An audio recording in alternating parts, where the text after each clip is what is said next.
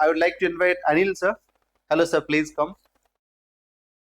Hello, Anil, sir. Yes, sir. Yeah.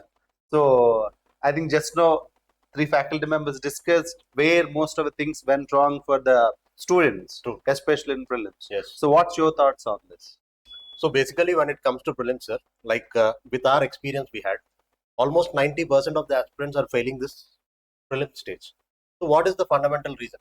It is the kind of realizations they have to incorporate. There are a lot of apprehensions for a lot of aspirants, like they could not finish the syllabus.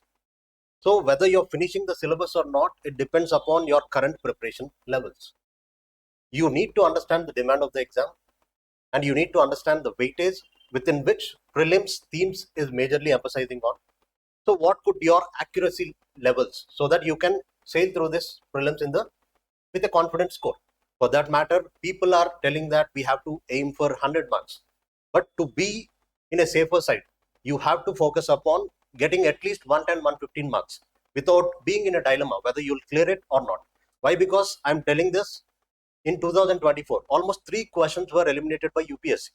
When 3 questions are gone, if one mark is either positive side or negative side is going out, you can flunk your chances of writing mains.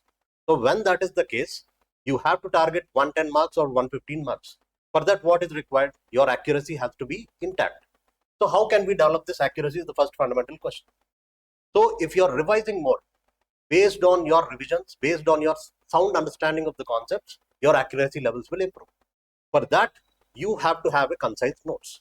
For every subject, whatever standard books you are reading, that has to be boiled down to a concise notes that has to be available with each and every aspirant.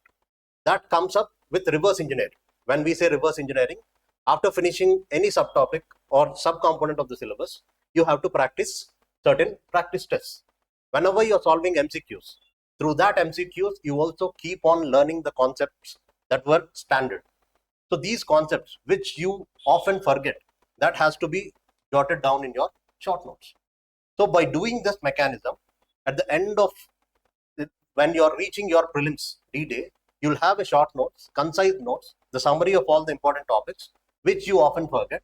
That has to be revised multiple times. It has to happen such a manner that 3rd revision, 5th revision, 7th revision. By doing this, obviously, end of the day, when you're sitting at the examination hall, the kind of knowledge that student accumulates, either it can be through their memory, it can be through their intuition, or it can be some kind of logic that they have learned, or it should be something that they have heard from someone else, like teachers, mentors.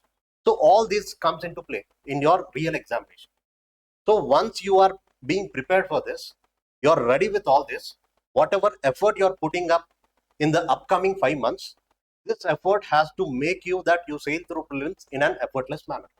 So putting that effort brings you an effortless journey, which is clearing this preliminary stage. That's the fundamental thing which I have observed that most of the aspirants are missing. Oh, Practice is more important, as well as a concise notes is required.